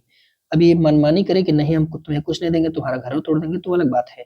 लेकिन विधि में ये बात लिखी गई है कि सरकार एक वैकल्पिक व्यवस्था करेगी ताकि जो वहाँ के स्थानीय पशु वगैरह हैं उनको डिस्टर्बेंस ना हो। तो 18 क में दिया गया कि भाई अभ्यारण्य की घोषणा हमने कर दिया, तो अभ्यारण्य की सुरक्षा को लेकर के हम डिस्कस कर लिए, ठीक है। फिर यहीं पर 18 ख में क्या कहा गया कि अब देखिए, अभ्यारण्य की घोषणा तो सरकार ने कर दिया, लेकिन बवाल तो उठना है। तो 18 के ख में एक कलेक्टर अपॉइंट करने की बात की गई है। अच्छा, ऐसा नहीं कि फिर से नया एसडीएम की नियुक्ति करें, ऐसा नहीं, ये वही है कलेक्टर साहब हैं, ठीक है। इनको उस पर्टिकुलर अभ्यारण्य के लिए अब अपॉइंट किया जाएगा कि भाई अब आप उस अभ्यारण्य को देखिए। जैसे क्यों ऐसा किया गया, मान लीजिए कि ऐसे ही योगी जी ने ये कोई एरिया कह दिया और इसमें रामू नाम का कोई व्यक्ति है, इसकी जमीन जाती है साथी, है ना, इसका घर पूरा चला गया, इसकी पूरी खेती इसके अंदर आ गई। तो जाहिर सी बात है कि रामू को ये अधिकार है कि अब वो सरकार तक अपनी गुहार लगाए कि भाई जो आपने ये किया है, इसमें मेरा पूरा घर खेत बाड़ी सब कुछ चला गया है। तो ये इस पर अपने दावे ठोकेगा, जाहिर सी बात है। तो इनके निपटान के लिए, प्रॉब्लम के सलूशन के लिए तो कहा गया कि यार देखो, जब भी हम वाइल्ड लाइफ प्रोटेक्शन एक्ट का जो अमेंडमेंट आया था 2002 में, जैसे ही यह प्रभावी होगा, इसके 19 डेज के भीतर, 90 दिन के भीतर, ठीक है, हम क्या करेंगे 18 ख के तहत, ठीक है, क्या कहता है कि इसके प्रवृत्त होने के 90 दिन के भीतर और एक चीज, अधिसूचना जारी करने के 30 दिन के भीतर, दोनों में अंतर समझिए। पहली बात तो एक अधिकारी होता ही होता है। वाइल्ड लाइफ प्रोटेक्शन एक्ट 2002 कहता है कि यह एक कलेक्टर होते हैं जो वन्यजीव अभ्यारण्य को देखते सुनते हैं। जबकि जब सेक्शन 18 का प्रयोग करके योगी जी ने घोषणा कर दिया, मान लीजिए आज की तारीख है, आज योगी जी ने घोषणा कर दिया, तो अब इस घोषणा के 30 दिन के भीतर योगी जी को क्या करना पड़ेगा, एक कलेक्टर को अपॉइंट करना पड़ेगा। किसके लिए, उस पर्टिकुलर वन्यजीव अभ्यारण्य क्षेत्र के लिए एक कलेक्टर की अपॉइंटिंग करनी पड़ेगी। बाकी एक तो 90 दिन के भीतर ये तो बनाना तय था, वाइल्ड लाइफ प्रोटेक्शन एक्ट 2002 में ही कहा गया था कि एक ऐसा अधिकारी होना चाहिए। लेकिन अगर घोषणा कर दिया गया तो उस घोषणा के पर्टिकुलर एरिया के लिए जो है आप एक कलेक्टर की अपॉइंटिंग करेंगे, ये बात थोड़ा सा ध्यान रखना होगा। तो ये 30 दिन का और 90 दिन का मसला पेपर में आएगा, सॉल्व कर लेना, ठीक है। अच्छा, क्यों किया गया, कारण वही था। क्या कारण था सर कि जो प्रॉब्लम है, तो 19 में कहा गया कि भाई देखो, कलेक्टर के अधिकार और अवधारण किए जाने का वजह क्या था। कहा गया कि जब धारा 18 के अधीन कोई भी अधिसूचना सरकार जारी कर देती है, तब कलेक्टर उस अभ्यारण्य की सीमा के भीतर आने वाली भूमि में, ठीक है, या उसके संबंध में किसी व्यक्ति के अधिकारों के अस्तित्व, प्रकृति और विस्तार के बारे में क्या करेंगे, जांच करेंगे और उन्हें अवधारित करेंगे कि उस पार्टिकुलर व्यक्ति का वहां पे है कि नहीं है, क्या है वो सब, ठीक है। फिर इन्होंने कहा कि भैया देखिए, फिर 20 में कहा गया कि भाई जो अधिकार है उसके प्रबोधन का वर्जन कैसे होगा। भाई कोई व्यक्ति जेन्युइन है कि नहीं है, मतलब कि कहा गया कि अगर अधिसूचना के बाद कोई भी निर्दिष्ट क्षेत्र की सीमा में आने वाली भूमि पर उसके संबंध में कोई अधिकार वसीयत या निर्वसीयता उत्तराधिकार के सिवाय अर्जित नहीं किया जाएगा। अगर आपके दादा परदादा का जमीन है तभी वो मान जाएगा, है ना, ठीक है, या वसीयत में आपके नाम है तो ही मान जाएगा। ऐसे नहीं कि कोई भूमि है कि आप वहां से कुछ दिन से रह रहे हो तो वो ऐसा नहीं है, ठीक है। आगे आगे कहा गया कलेक्टर के द्वारा उद्घोषणा, यानी कलेक्टर कब ये उद्घोषणा करेंगे ये बात दिया गया 21 में। कहा गया कि भाई कलेक्टर साहब सुनिए, जब हम सेक्शन 18 के तहत कोई अधिसूचना जारी कर देंगे तो आप क्या करना, उसके 60 दिन के भीतर आप, जैसे मान लीजिए ये एरिया मैंने अधिसूचना में जारी कर दिया, आप इस एरिया के इर्द गिर्द यहाँ की स्थानीय भाषा में, ठीक है, कहाँ पे स्थानीय भाषा में जो यहाँ का प्रादेशिक भाषा होगा, जैसे वहां पे जनजाति लोग हैं तो वहां उनकी भाषा में आप क्या करोगे, 60 दिन के भीतर, ठीक है, पूरा का पूरा प्रोसेस चिपकाओगे कि भाई हमने इसीलिए ये काम किया है। तो पूरा का पूरा यहाँ पे देखेंगे, वो सारी बातें आपको यहाँ पे लगानी होगी, चस्पा करनी होगी। इसके बाद अगर किसी व्यक्ति को लगता है कि मेरी जमीन जायदाद यहाँ पे फंस रही है, तो भैया जैसे ही वो लगा के जाएंगे 2 महीने के भीतर, जब आप पढ़ो उसके 2 महीने के भीतर आप कलेक्टर साहब से के पास जाओ और लिखित रूप से दावा करो कि भाई हमारा जो यहाँ पे भूमि है वो फंस गया है। तो अब उसकी जो है कलेक्टर या तो उसका आपको रकम मिलेगा, जो भी चीजें होंगी वो करेंगे। तो इसके लिए कलेक्टर द्वारा सेक्शन 22 का प्रयोग करके जांच किया जाएगा, जो आपने दावा ठोका है वो सही है कि नहीं सही है। और अंत में कलेक्टर जांच करेंगे, कलेक्टर की जांच के लिए क्या क्या शक्तियां हैं वो बात हमने 23 में ले लिया। फिर उसके बाद अधिकारों का अर्जन कर दिया जाएगा कि अगर आपके अधिकार सही है तो आपको कुछ चीजें मुआवजा वगैरह दे करके आगे काम किया जाएगा, ठीक है। फिर उस अर्जन पर साथ ही फिर से सरकार क्या करेगी, कार्यवाही करेगी, ठीक है, मतलब उस पर पूरा कार्यवाही प्रोसेस किया जाएगा। और अंत में आप देखेंगे कि 25 क में दिया गया है कि अर्जन कार्यवाही को पूरा होने के लिए कितना समय निर्धारित किया जाएगा। तो याद कर रखेंगे कि अधिसूचना जारी होने से 2 वर्ष की अवधि के भीतर, ठीक है। फिर 26 में आप देखेंगे कलेक्टर अपनी शक्तियों का प्रत्यायोजन भी कर सकते हैं, मतलब कि अगर माननीय डीएम साहब चाहें तो वो अपनी शक्तियां ट्रांसफर कर सकते हैं किसी को कि भाई उस काम को तुम देखो, ठीक है, तुम कर सकते हो, ठीक है। और अंत में अब कुछ समय बीतने के बाद 26 का आएगा साथी, जब उस क्षेत्र को अब पूरी तरह से अभ्यारण्य घोषित किया जाएगा। आपने देखा 18 से लेकर के 26 तक में कितनी प्रोसेस थी, है ना। तो अब जो है साथी कोई भी पर्टिकुलर क्षेत्र जो है अभ्यारण्य के रूप में घोषित किया जा चुका है और एग्जामिनर हमसे बजा बजा के ये सवाल पूछेगा और हम लोग 18 मार के आएंगे। हम लोग 18 मार के आएंगे, एग्जामिनर हमसे कहेगा कि भाई ये बताओ कि पूरी तरह से अभ्यारण्य की घोषणा किस आर्टिकल के तहत की जाती है। 2 आर्टिकल देगा, एक तो देगा एक सेक्शन 18 और एक देगा सेक्शन 26A, और इसी दोनों में बच्चे इसको मार के आएंगे और नंबर खा जाएंगे। मेरे भाई पूरी तरह से अभ्यारण्य की घोषणा हो जाएगी आर्टिकल 26 की। अगर कहेगा कि किसी पर्टिकुलर क्षेत्र की घोषणा कर दी जाती है कौन से सेक्शन के तहत, तो सिर्फ घोषणा की अगर हम बात करेंगे तो यहाँ पे सेक्शन 18, और अब वन्य जीव अभ्यारण्य के रूप में घोषित कर दिया गया, पूरी तरह से घोषित कर दिया गया है, ठीक है। पूरी तरह से क्षेत्र को अभ्यारण्य के रूप में उसका घोषणा कर दिया गया, यानी पूरी जांच प्रक्रिया के बाद तो वह होगा आपका आर्टिकल 26 सेक्शन 26A के तहत। साथी क्लियर है ये मामला, ठीक है, ठीक है। अब क्या होगा, अब सुनिए, अब आ जाएगा 27, और 27 कहेगा कि भाई सुनो, अब ये हो गया सरकार का और इस पर लग गया निर्बंधन, तो अभ्यारण्य में प्रवेश पर निर्बंधन 27 के तहत लगा दिया गया साथी, ठीक है।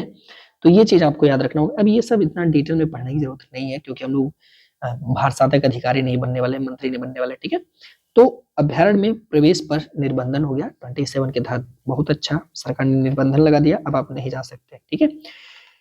अनुज्ञप्ता का दिया जाना, कुछ केस में परमिशन दी जा सकती है, ये पॉइंट थोड़ा इंपॉर्टेंट है। क्यों, कैसे परमिशन दिया जाएगा, सुनिए।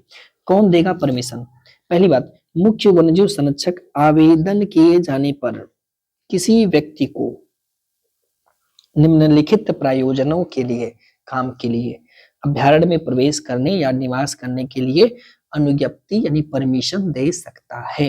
कौन कौन व्यक्ति के लिए, वन्य जीव के अन्वेषण करने के लिए या अध्ययन करने के लिए। अगर मान लीजिए कि आप वन्य जीव के बारे में कुछ अन्वेषण करना चाहते हैं, कुछ अध्ययन करना चाहते हैं, तो आपको परमिशन मिल जाएगा मेरे भाई, है ना।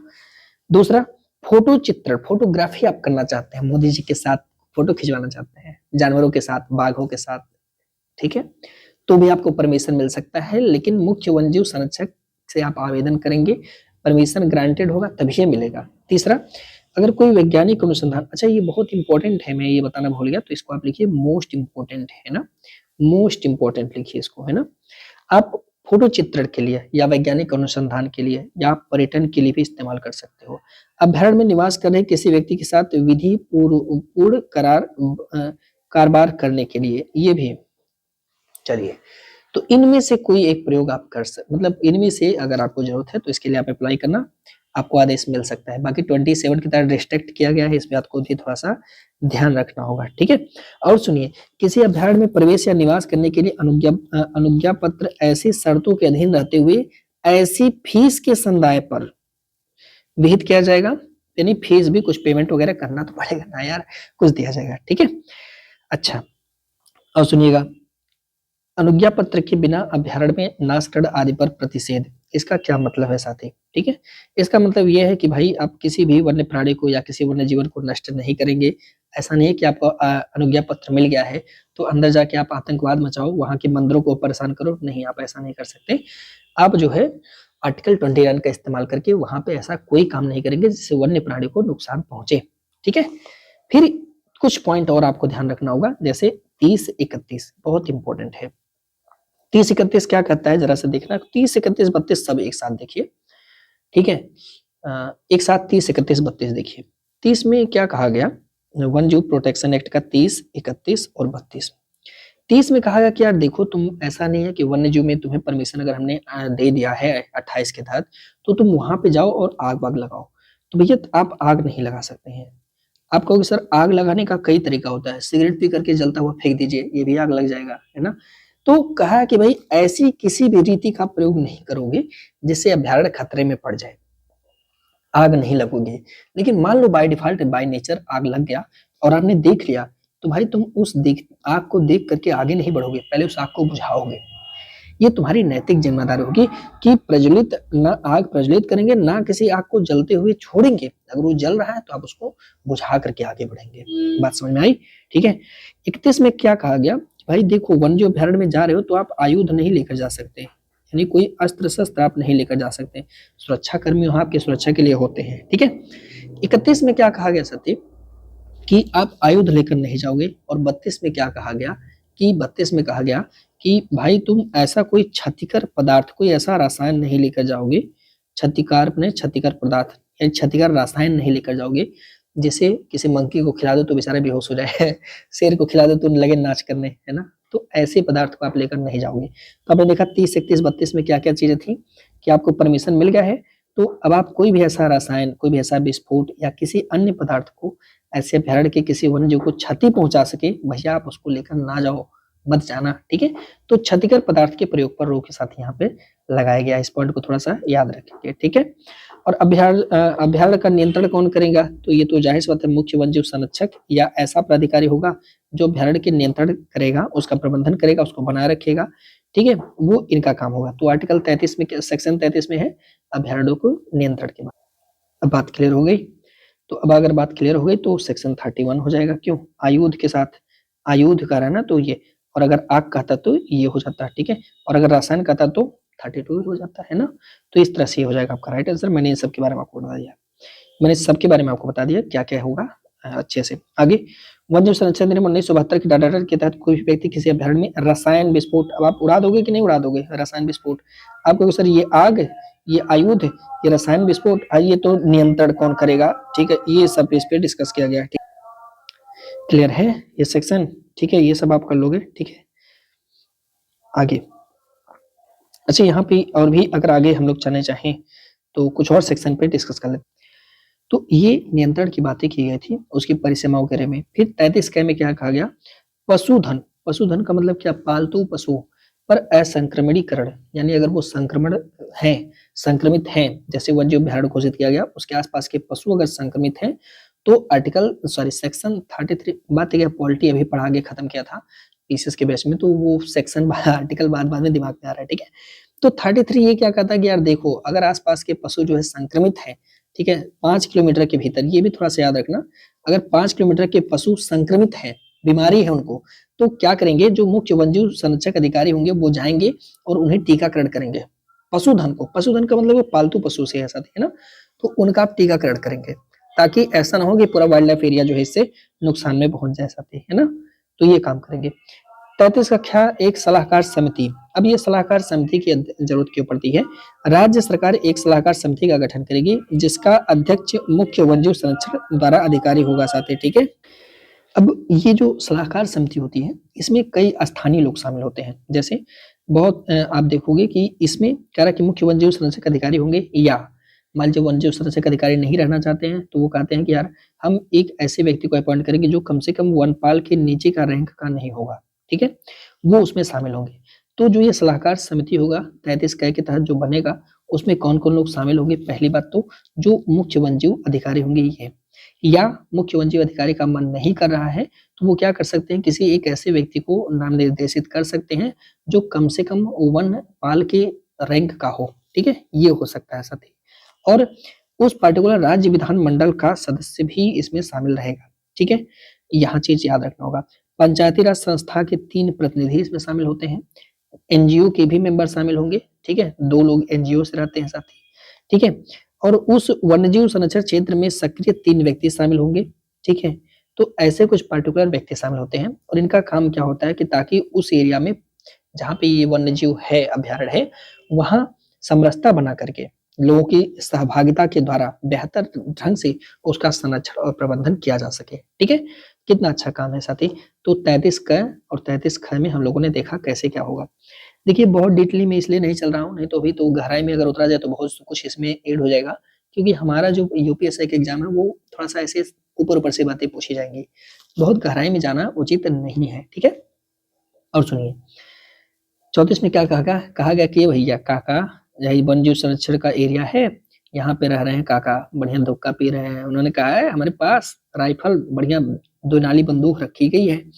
तो हमारा जो सेक्शन 34 है वो कहता है कि काका एक काम करो, ये नाम का काका है, काका से कहा भैया एक काम करो, आप ये 2 नाली का रजिस्ट्रेशन करा लो, ठीक है, रजिस्ट्रेशन करा लो। तो भैया आयुध रखने वाले कतिपय जितने भी व्यक्ति हैं वो सबको रजिस्टर करना पड़ेगा। अगर आप वन्यजीव अभ्यारण्य के क्षेत्र में आते हैं, घोषणा कर दिया गया है, तो भी आपको आयुध अधिनियम 1964 के तहत आपको रजिस्ट्री करानी पड़ेगी, ठीक है। और आप जबरदस्ती करेंगे तो फिर पीटे जाएंगे, याद रखिएगा। अब आपके मन में आ रहा होगा साथी कि कितने देर के अंदर, तो अभ्यारण्य के 10 किलोमीटर की परिधि में अगर कोई व्यक्ति ऐसा आता है, ठीक है, तो उसे अगर आयुध रखने का मन कर रहा है, हथियार रखने का मन कर रहा है, तो उसके लिए उनको रजिस्टर कराना पड़ेगा, ठीक है। अगर मान लीजिए कि कोई अतिक्रमण आ जाता है, तो अतिक्रमण को हटा कौन सकता है साथी? तो अतिक्रमण हटाने की शक्ति की बात किया गया है, कोई भी व्यक्ति जो कम से कम वनपाल के नीचे से पंक्ति का ना होता है, वह ऐसे अतिक्रमण को हटा सकता है साथी, ठीक है। आगे हम बात करेंगे आर्टिकल 35, बहुत इंपॉर्टेंट है, जिसमें कहा गया है कि राष्ट्रीय उपवन की घोषणा कौन करेगा। देखिए सेक्शन 35 कहता है कि भाई जो राज्य सरकार होगी वह किसी पर्टिकुलर क्षेत्र को राष्ट्रीय उपवन घोषित कर सकती है। अगर सरकार को ऐसा लगे कि वहां के जो पादप हैं, जो जीव जंतु हैं, उनके पर्यावरण का संरक्षण करना है, उनका संवर्धन करना है, उनका विकास करना है, तो उसके लिए कोई उस पर्टिकुलर एरिया को, चाहे वो वन्यजीव अभ्यारण्य के अंदर हो, मान लीजिए अंदर है तो ठीक है, अगर बाहर है तो भी, तो इस व्यक्ति पॉइंट को याद रखिएगा कि राष्ट्रीय उपवन या तो वन्यजीव अभ्यारण्य के अंदर हो सकता है, या तो वन्यजीव अभ्यारण्य के बाहर हो सकता है, दोनों केस में हो सकता है। और स्टेट गवर्नमेंट इन दोनों केस में उस पर्टिकुलर एरिया को राष्ट्रीय उपवन घोषित कर सकता है। ये पॉइंट को ध्यान रखना होगा, ठीक है, ध्यान रखिएगा, ठीक है, बहुत इंपॉर्टेंट है ये वाली पॉइंट साथी, है ना। तो ये काम साथी कर सकती है हमारी कौन सी सरकार? तो ये हमारी काम कर सकती है राज्य की सरकार, किस आर्टिकल के तहत? 35 का प्रयोग करके ये काम करेगी, ठीक है। अब सुनिएगा आगे दिया हुआ है साथी सेक्शन 36, तो 36 निर्देशित कर दिया गया है, ठीक है। अब फिर दिया गया है 36 का संरक्षण अनिश्चिति, संरक्षण अनिश्चिति की घोषणा और प्रबंधन, ये क्या पर्टिकुलर क्षेत्र होता है? देखिए मान लीजिए कि सरकार का मन कर रहा था, सरकार ने ऐसा देखा, ये आपको हम बता रहे हैं, जैसे मान लीजिए कि ये वन्यजीव अभ्यारण्य था, है ना, पहले से वन्यजीव अभ्यारण्य है, ठीक है, और सरकार ने यहीं पर राष्ट्रीय उपवन घोषित कर दिया। ठीक है, आप कहोगे हाँ सर मजा आ गया। यहाँ पे बीच में जगह खाली मिल गया। ठीक है, ये पूरा एरिया खाली है। अब सरकार क्या कर सकती है, wild life protection act, wild life protection act 1972 के सेक्शन, ठीक है, कौन सा 36A के तहत जो ये पर्टिकुलर एरिया बच गया साथी, इस पर्टिकुलर एरिया को संरक्षण आरक्षित यानी रिजर्व संरक्षण प्रोटेक्शन रिजर्व संरक्षण आरक्षित घोषित कर देगी। बस आरक्षित। अब समझ में आ गया बात को कि भैया राज्य की सरकार स्टेट गवर्नमेंट जो स्थानीय लोग हैं उनके साथ परामर्श करने के बाद सरकार के स्वामित्वाधीन किसी क्षेत्र को या विशिष्ट ऐसा क्षेत्र जो राष्ट्रीय उपवन और अभ्यारण्य के पार्श्वस्थ है, बीच में पड़ जा रहा है, ऐसे क्षेत्र को एक संरक्षित क्षेत्र को दूसरे संरक्षित क्षेत्र से जोड़ता है। भूदृश्य सामुद्रिक देश वनस्पति तथा प्राणियों और उनके आवास की सुरक्षा के लिए संरक्षण आरक्षित के रूप में घोषित कर सकता है। आपको समझ में आ गई कहानी, यही है। और ये काम किया जा सकता है 36 के तहत। और ये बात जब पूछेगा तो लोग का दिमाग चकरा जाएगा, लेकिन आप वहां बुद्धि लगाना, क्योंकि घुमा फिरा के पता नहीं कैसे पूछेगा, लेकिन आप वहां अपना दिमाग लगाना, ऐसा कर सकते हैं। ठीक है, ठीक है, ध्यान रखिएगा, गलती मत करिएगा। ठीक है, हाँ, लेकिन मान लीजिए, जैसे मान लीजिए कि एक पॉइंट और ध्यान रखिए कि अगर ये जो भूमि है, ये जो भूमि है केंद्रीय सरकार के, ये जो भूमि है इसका स्वामित्व सेंट्रल गवर्नमेंट के पास है, इसका स्वामित्व सेंट्रल गवर्नमेंट के पास है, तब क्या करेंगे योगी जी? तब करेंगे यही कि भैया इसके लिए आपको सेंट्रल गवर्नमेंट से अनुमति लेनी पड़ेगी। तो भैया याद रखेंगे कि अगर मैटर सेंट्रल गवर्नमेंट का है तो सेंट्रल गवर्नमेंट से आपको अनुमति लेनी पड़ेगी, बस यही चीज है। अब संरक्षण आरक्षित के लिए भी, तो इसके लिए भी अगर बना दिया गया तो इसके लिए सरकार 36ख का प्रयोग करके एक पूरा प्रबंधन समिति बनाएगी जो इसके लिए पूरा काम करेगी साथी। उनका इनसे कोई लेना देना नहीं, इनके लिए काम करेगी साथी, है ना। तो 36क में हमने संरक्षण वाला एरिया बनाया, संरक्षण आरक्षित बनाई, 36ख में हमने उसके लिए पूरा का पूरा एक कमेटी बनाया साथी, है ना। उम्मीद कर रहा हूँ चीजें आपके समझ में आ रही होंगी। ठीक है, और फिर उसके बाद सामुदायिक आरक्षित क्या होता है, अब ये भी देखने वाली समझने वाली बात है साथी। ठीक है, अब ऐसा क्षेत्र उन दोनों के एरिया में आ जाता है, मतलब उपवन में और अभ्यारण्य दोनों के अंदर के कुछ क्षेत्र होती हैं जिसे सामुदायिक आरक्षित वह घोषित कर सकता है सरकार। ठीक है, तो याद रखेंगे कि क्या क्या याद रखेंगे, 36 36 देखिए ऐसे याद करिएगा, 36 लिख लीजिए। ठीक है, मतलब यहाँ पे 36 लिख दीजिए और 36 में 2 पैर लगाइए, कौन कौन सा, क और ख। तो क में किसके पास था, संरक्षण आरक्षित, संरक्षण आरक्षित, और ख में क्या था, इसके लिए समिति, और ग और घ सामुदायिक आरक्षित, सामुदायिक आरक्षित, और घ में क्या है, इसके लिए प्रबंधन समिति। ठीक है, तो इस तरह से इनको आप याद कर लीजिए। तो क ख ग घ तक, यहाँ तक ये आ जाएगा साथी। ठीक है, फिर उसके बाद आ जाते हैं 37 हट क्या है 38 पर। अब देखिए 38 पर क्या है कि अब सेंट्रल गवर्नमेंट जो होगी, स्टेट गवर्नमेंट नहीं, सेंट्रल गवर्नमेंट के द्वारा कोई भी चीज अभ्यारण्य और राष्ट्रीय उपवन घोषित किया जा सकता है। ठीक है, अब क्षेत्र को अभ्यारण्य और राष्ट्रीय उपवन घोषित करने की केंद्र की शक्ति वो दिया है सेक्शन 38 में। और इसमें कहा गया कि भाई देखो, ऐसा कोई क्षेत्र जहां राज्य सरकार अपने नियंत्रणाधीन कोई क्षेत्र जो किसी अभ्यारण्य के भीतर का क्षेत्र नहीं है, केंद्रीय सरकार को पट्टे पर दे सकती है। मतलब केंद्र सरकार को पट्टे पर दे सकती है कि आप इसका इस्तेमाल करिए। ठीक है, तो ये काम मतलब सेक्शन 38 के तहत किया जाएगा, इसको थोड़ा सा याद करने की जरूरत है। ठीक है, कि सेंट्रल गवर्नमेंट अभ्यारण्य की घोषणा कहां से करती है, तो 38 के तहत। अब आ जाता है साथ ही सेक्शन 39 केंद्रीय चिड़ियाघर प्राधिकरण द्वारा। चलिए क्वेश्चन पे आ जाते हैं। क्वेश्चन कह रहा है कि यार देखो, जैव विविधता पारिस्थितिकी राष्ट्रीय उद्यान की घोषणा कौन करेगा, अब बताओ राष्ट्रीय उद्यान कौन बनाएगा, तो केंद्रीय सरकार बनाएगा। और कौन बनाएगा? तो वे राज्य सरकार भी बना सकता है। दोनों लोग बना सकते हैं कि नहीं बना सकते हैं? तो आपको सर हाँ, दोनों लोग बना सकते हैं, केंद्र सरकार भी बना सकता है। इसके लिए आर्टिकल 18 और आर्टिकल 38। भाई आर्टिकल 18 सॉरी आर्टिकल 38 यहाँ, आर्टिकल 18 यहाँ। करेक्टर तो बना नहीं सकते हैं, तो ए और दो दोनों आपका राइट आंसर। समझ में आ गई ना बात? अभी तक मैंने ये तो आपको पढ़ाया है, तो आपको हाँ सर। आगे, वन्यजीव संरक्षण अधिनियम के पर्यावरण की सीमा क्षेत्र के अंतर्गत अधिकारों की विनिश्चय की शक्ति होती है। तो अधिकारों की विनिश्चय की शक्ति किसके पास होती है? जाहिर सी बात है यार, अभी आपने देखा था अधिकारों का विनिश्चय कौन करेगा साथी, है ना? तो अभी आपने देखा था कि आर्टिकल 19 के तहत अधिकारों का विनिश्चय कलेक्टर के पास होगा। किसके पास होगा? कलेक्टर के पास होगा। यही सब ये सब देख रेख करेंगे साथी, है ना? ऊपर मैंने चर्चा किया। वन्य संरक्षण अधिनियम की किस धारा के अंतर्गत राष्ट्रीय उपवन की घोषणा की जाती है? राष्ट्रीय उपवन, राष्ट्रीय उपवन की घोषणा कौन करेगा? तो उपवन की घोषणा तो चलो ठीक है, समझ में आता है। अभी बात आ जाए राष्ट्रीय उपवन की। तो राष्ट्रीय उपवन कौन करेगा? तो राज्य सरकार करेगी। कौन से सेक्शन के तहत करेगी? 35 का इस्तेमाल करेगी, है ना? ऊपर हमने देखा था, ठीक है? तो ये हो जाएगा साथी। फिर हमने 36 का ख ग घ बताया, आप मुझे साथ रिवीजन करिए। 36 में हमने क्या, क में क्या बताया? तो आपको संरक्षण आर्यक्षिति। ख में हमने क्या बताया? संरक्षण आर्यक्षिति का समिति। ग में हमने क्या बताया? सामुदायिक आर्यक्षिति। घ में हमने क्या बताया? सामुदायिक आर्यक्षिति के लिए समिति, है ना? और 35 में हमने क्या बताया था? तो राष्ट्रीय उपवन की घोषणा। 36 क्या था? तो आपका क्वेश्चन निरसित था 36, ठीक है? 36 कैसे सी चीजें चालू होती हैं आगे। वन्यजीव संरक्षण अधिनियम 1972 की इस धारा के अंतर्गत केंद्रीय चिड़ियाघर प्राधिकरण के गठन होता है, गठन नहीं, गठन का प्रोविजन किया गया है। गठन कहाँ पे दिया गया है?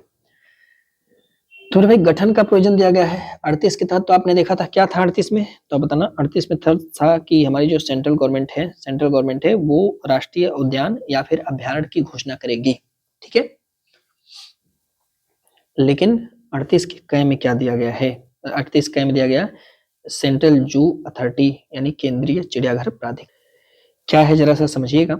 सेंट्रल जू अथॉरिटी, तो कहा गया कि यार देखो केंद्र सरकार, कौन? केंद्र सरकार, ठीक है, एक बनाएगा केंद्रीय चिड़ियाघर प्राधिकरण, जिसमें एक अध्यक्ष होंगे और कम से कम 10 सदस्य, इससे ज्यादा नहीं होंगे। कुछ सदस्य सचिव होंगे जो कि किसके द्वारा नियुक्त किए जाएंगे? सेंट्रल गवर्नमेंट के द्वारा। बात 38 क में इतनी बातें आ गई। 38 ख में कहा गया कि यार देखो जो ये लोग होंगे ना, इनकी जो पदावधि है, सेवा शर्तें हैं, वो कितना होगा? कौन तय करेगा? क्या संसद तय करेगी? नहीं, केंद्र सरकार तय करेगी। तो 38 ख में कहा गया, जरा सा ध्यान से सुनना कि भाई 38 की बात करें तो 38 में पहली बात तो 38 में दिया गया था सेंट्रल गवर्नमेंट क्या करेगी? तो आप कहोगे सर 38 के बाद अभ्यारण्य या फिर उपवन घोषित करेगी, ठीक है? क में कहा गया कि यार देखो ये क्या करेगी कि एक नेशनल जू अथॉरिटी होगा, ठीक है? फिर ख में कहा गया कि यार जो भाई इसमें मेंबर वगैरह होंगे, इनका संगठन कैसे होगा? तो संगठन में अध्यक्ष होंगे, कम से कम 10 सदस्य होंगे और सदस्य के सचिव होंगे, कुछ सदस्यों के सचिव होंगे। ख में कहा गया कि यार जो ये नेशनल जू अथॉरिटी के मेंबर हैं, ठीक है, जो ये अथॉरिटी के जो मेंबर हैं साथी, इन मेंबर का जो पद की अवधि होगी, यानी इनकी जो पदावधि होगी या इनकी जो सेवा शर्तें होंगी, वो कौन निर्धारित करेगा?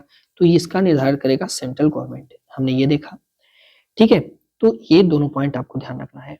फिर 38 के ग में क्या कह रहा है साथी? 38 के ग में क्या कह रहा है कि जो ये प्राधिकरण बना है वो करेगा क्या? तो भाई ग में क्या कह गया? तो अब मेरे साथ रिवीजन करना, संसद रिवीजन करेंगे इस बात को कि हमने देखा किस तरह से कि चीजें हो रही थी। क में हमने देखा, हमने जो बनाया उसका संगठन। ख में हमने देखा 38 के अधिकारी को अपॉइंट कौन करेगा। ग में हमने देखा कि अब ये जो नेशनल जू अथॉरिटी है, दरअसल ये इसका वर्क क्या है, उसका काम क्या है साथी, ठीक है? तो इसका काम क्या हो जाएगा?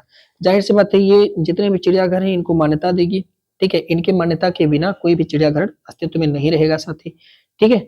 तो ये सब चीजें ये सब पूरा तय करती है, ठीक है? तो ये चिड़ियाघर में जितने भी, ये हमें पूरा ध्यान नहीं रखना है, ध्यान रखिएगा, ठीक है? बस इतना याद रखिएगा कि प्राधिकरण के काम क्या होंगे वो 38 क में दिया गया है साथी, ठीक है? फिर उसकी प्रक्रिया वगैरह क्या होंगी, उसका कैसे अधिवेशन होगा, कैसी बैठकें होंगी, 38 घ में इस बात को दे दिया गया है साथी, ठीक है? 38 संज्ञा में कि प्राधिकरण का क्या अनुदान होगा, उधार क्या होगा या निधि का कैसे गठन किया जाएगा।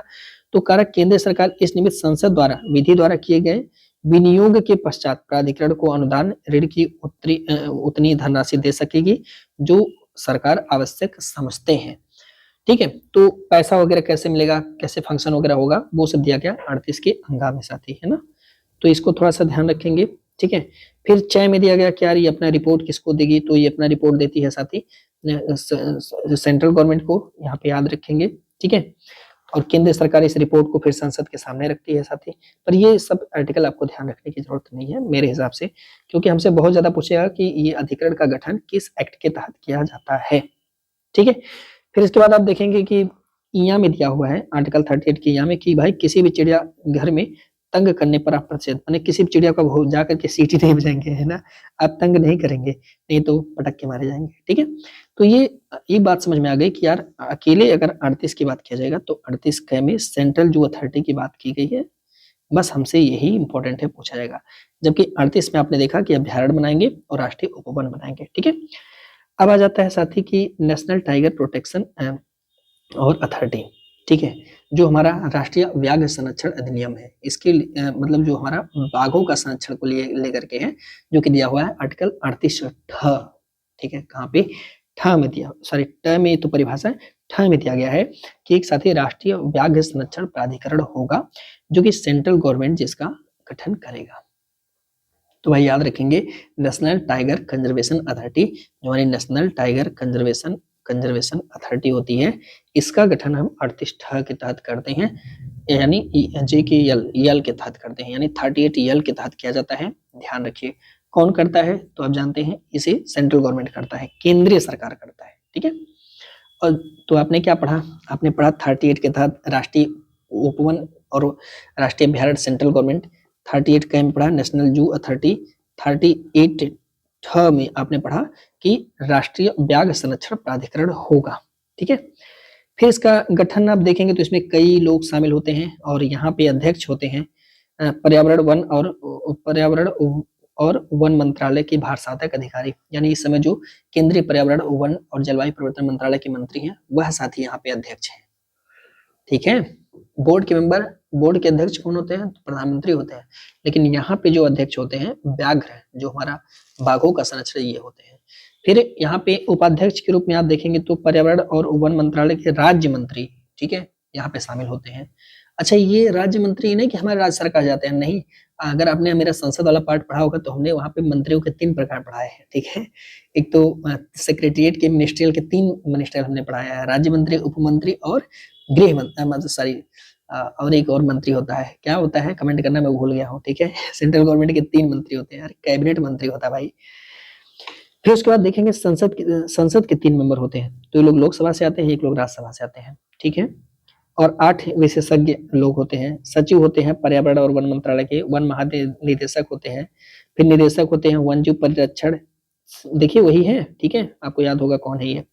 फिर इसके साथ साथ आप देखेंगे तो व्याघ्र आरक्षित क्षेत्र में चक्रानुक्रम 3 वर्ष के लिए 6 मुख्य वन्यजीव संरक्षक भी होते हैं। ठीक है, उस पार्टिकुलर राज्य के।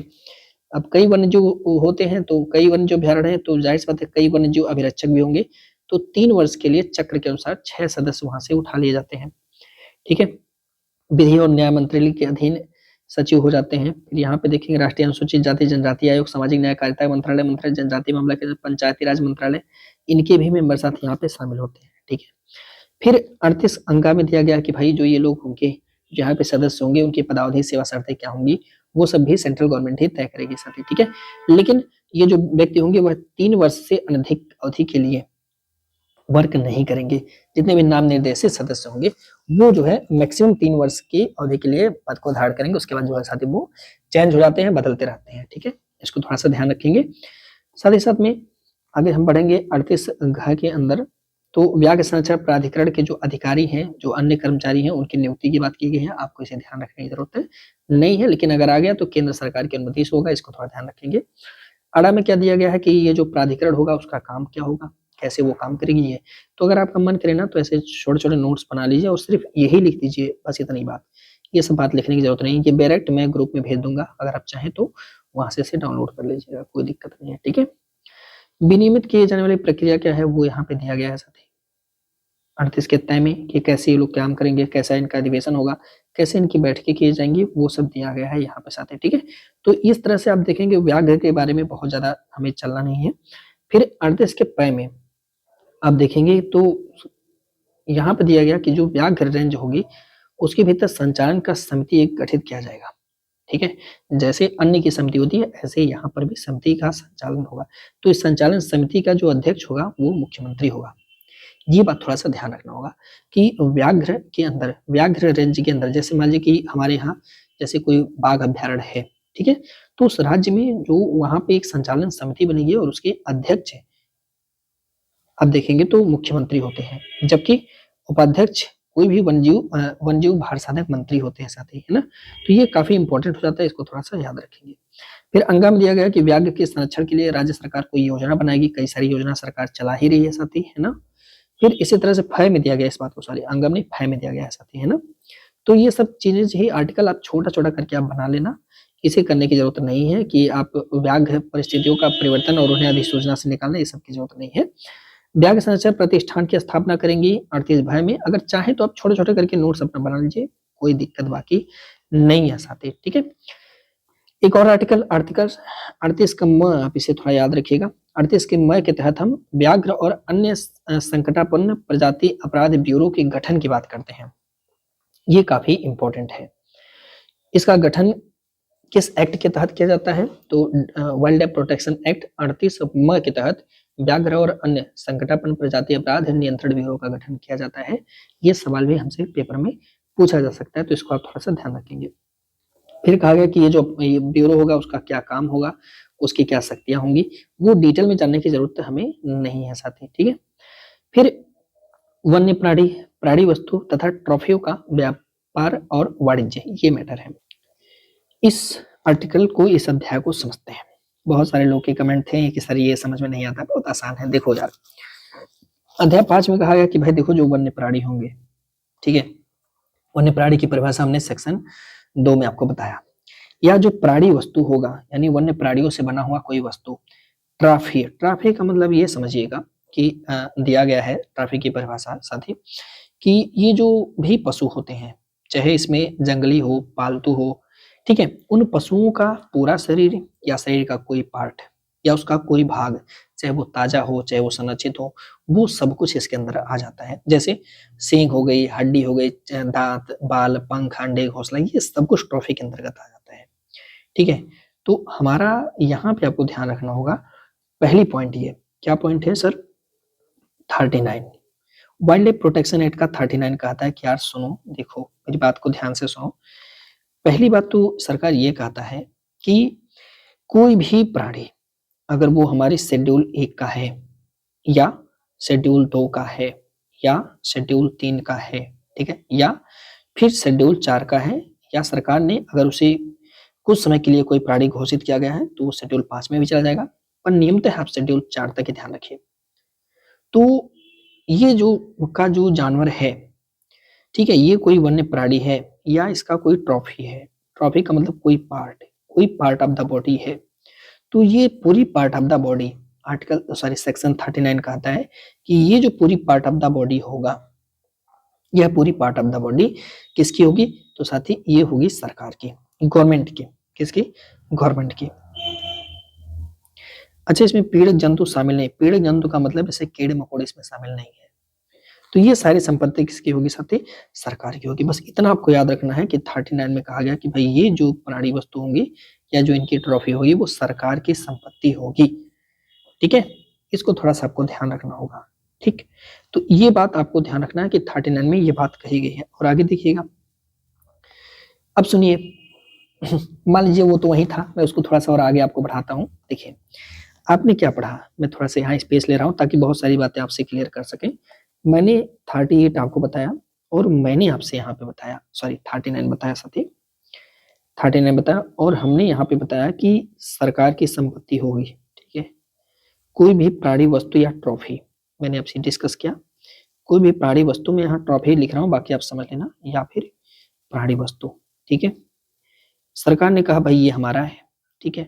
अब इसके लिए सरकार ने बहुत सारी चीजें करी कि भाई इसमें सींग, बाल, जानवरों का ये सब कुछ आ जाता है साथी, ठीक है। फिर यहीं पर हम लोग पढ़ेंगे अभी आगे चल के 2 एक्ट। कौन सा है 2 एक्ट, एक हम पढ़ेंगे साथी, यहीं पर आपसे डिस्कस करें, हम अभी आगे पढ़ेंगे 48A और 48C। दोनों में क्या प्रोविजन किया गया कि भाई देखो, ऐसी कोई भी ट्रॉफी या कोई भी वन्य जीव उत्पाद, ठीक है, इनकी खरीद बिक्री आप नहीं करोगे। तो इनका खरीद बिक्री आप नहीं करोगे, दोनों के तहत पूर्णतः अवैध है।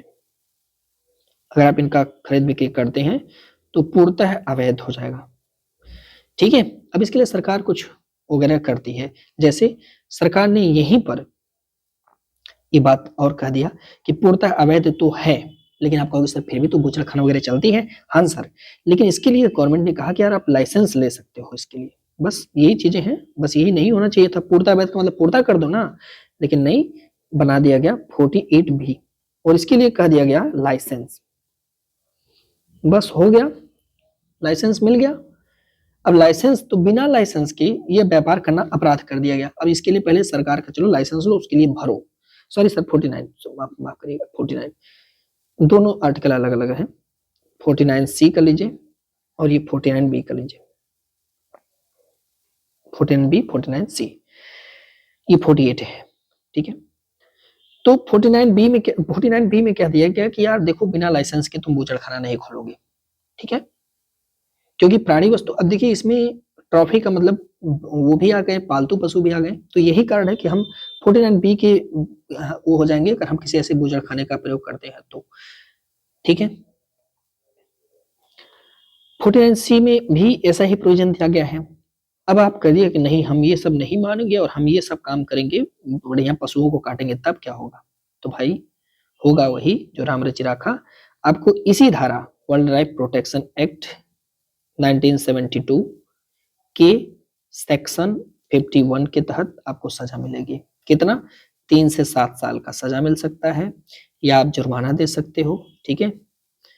और मतलब दोबारा आप जाओगे, पहली बार के लिए आप 3 साल का सजा प्लस जुर्माना ले सकते हो, दूसरी बार के लिए आपको 7 साल की सजा प्लस जुर्माना भी आपको मिल सकता है।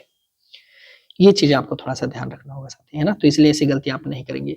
तो ये बात वहां पे मेंशन की गई थी साथी। 40 में घोषणा है, उसको याद करने की जरूरत नहीं है, उसको आप स्किप करिए। और ये भी जांच तालिका तैयार करेंगे, प्राणी, ये सब काम सरकार करेगी, उसका वो काम है, वो हमें नहीं देखना है। प्राणियात के संचरण का विनियमन करना है नहीं। ये देखिए अभी यहाँ पे एक सेक्शन और है, कह रहा है कि अध्याय 5 के उपबंधों के अधीन रहते हुए कोई भी धारा के अधीन अनगिनती यानी लाइसेंस की बिना, ठीक है, किसी प्राणी वस्तु की विनिम्रता या उसका व्यवहार नहीं करेंगे। चर्म पूरक ट्रॉफी या असंसाधित ट्रॉफी का व्यवहार, बंदी प्राणियों का व्यवहार, मांस का व्यवहार का मतलब लाना ताना, ठीक है, व्यापार से है साथी। तो बिना लाइसेंस के बिना ये कह रहा है कि आप किसी भी प्राणी वस्तु का या उसके ट्रैफिक का जो है व्यापार नहीं कर सकते हैं, ट्रेड नहीं कर सकते हैं साथी, ठीक है। अभी आगे आप देखेंगे और भी कई सारे सेक्शन में से रोका गया है। मांस वंश भी आप नहीं बेच सकते हैं बिना मतलब उसका, तो गवर्नमेंट से पूछे बिना, ठीक है। 45 में क्या कहा गया? 45 में कहा गया कि अनुज्ञप्ति में लाइसेंस कैसे निलंबित किया जा सकता है? राज्य सरकार, ठीक है, किसी साधारण या विशेष आदेश के अधीन रहते हुए मुख्य वन्य संरक्षक या कोई ऐसा प्राधिकारी धारा 44 के अधीन अगर कोई दिया जाता है लाइसेंस, तो ऐसे कार्डों का जिन्हें वह लेखाबद्ध करेगा, निलंबित या रद्द कर सकेगा। आपकी लाइसेंस रद्द भी की जा सकती है।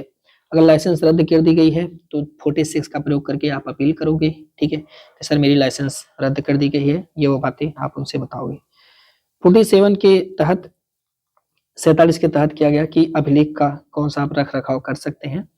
48 में कहा गया कि आप लाइसेंस लेकर के किसी प्राणी का आप क्रय कर सकते हैं, मतलब वही मैंने आपसे कहा कि 48 के तहत ये प्रोविजन साथी किया गया है, ठीक है।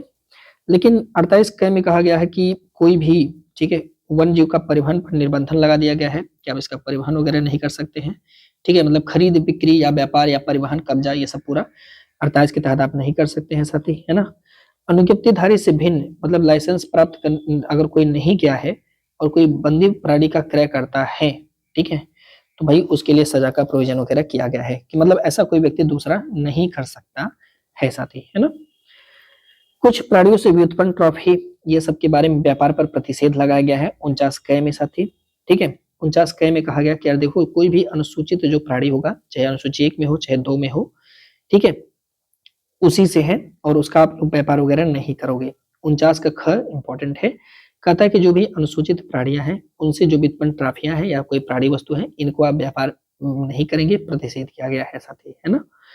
कुछ ऐसी प्राणियां होती हैं जिन्हें सरकार कहती है कि भाई इनको तो पक्का नहीं लेकर जाना, जैसे हाथी और एक सिंग वाला गैंडा हो गया या फिर हिरन हो गया, इनका व्यापार वगैरह आप नहीं कर सकते।